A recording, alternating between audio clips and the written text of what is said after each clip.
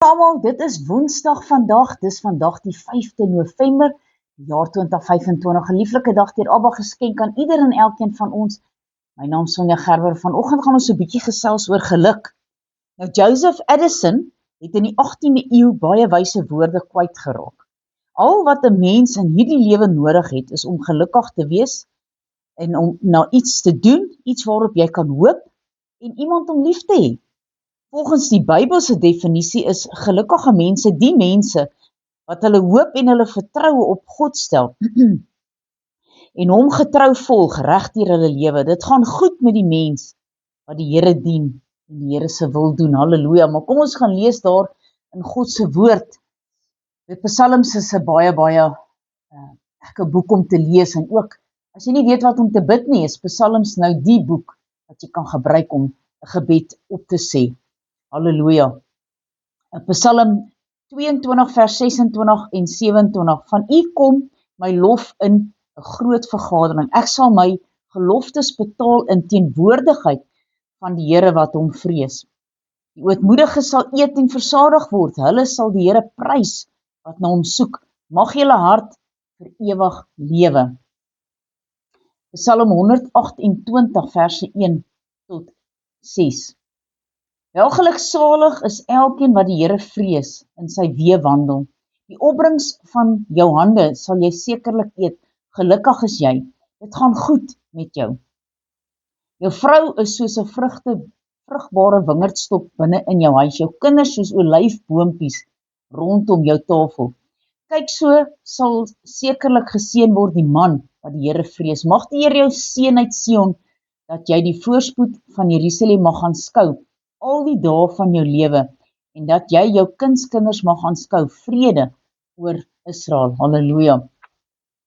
Spreuke, baie wyse woorde hier in Spreuke 23 vers 24. Die vader van 'n regverdige juig baie, en as iemand 'n wyse verwek het, dan is hy bly daaroor. Halleluja. Lukas 7 vers 20 tot 23.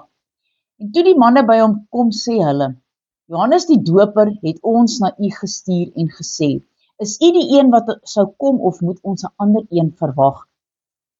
En in dieselfde uur het hy baie mense genees van siektes en kwale en van bose geeste en aan baie blindes die gesig geskenk. En Jesus antwoord en sê vir hulle, gaan en vertel Johannes wat julle gesien en gehoor het. Blindes sien weer, krepeles loop, malaatses word gereinig, dowes hoor, dooies word opgewerk en aan die armes die evangelie verkondig. En salig is elkeen wat aan my nie aanstoot neem nie. Ons laaste gedeelte hierso uit Titus 2, ons lees vanaf verse 11 tot 15. Want die reddende genade van God het aan elke mens verskyn en leer ons om die goddeloosheid en wêreldse begeerlikhede te verloon, ingetoe en regverdig en vroom in die teenwoordige lewe te lewe, terwyl ons die salige hoop en die verskyning van die heerlikheid verwag van die groote God en ons verlosser, Jesus Christus, wat homself vir ons gegee het om ons te verlos van alle ongeregtigheid en vir homself 'n volk aan sy eiendom te reinig, ywerig in goeie werke. Spreek hierdie dinge en vermaan en bestraf in alle erns, dat niemand jou verag nie. Kom ons bid saam. Almagtige God en Hemelse Vader, Here, wat kan ons meet om te sê, dit is wat geluk vir my is? Here, baie mense sê geluk is om baie geld te hê en nooit te sukkel nie en gelukkig 'n lewe te hê.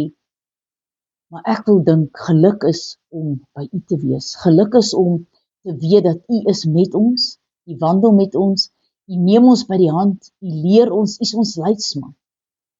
Om geluk te hê in die lewe is om naby aan U te leef, om te weet wat is U wil vir ons lewe.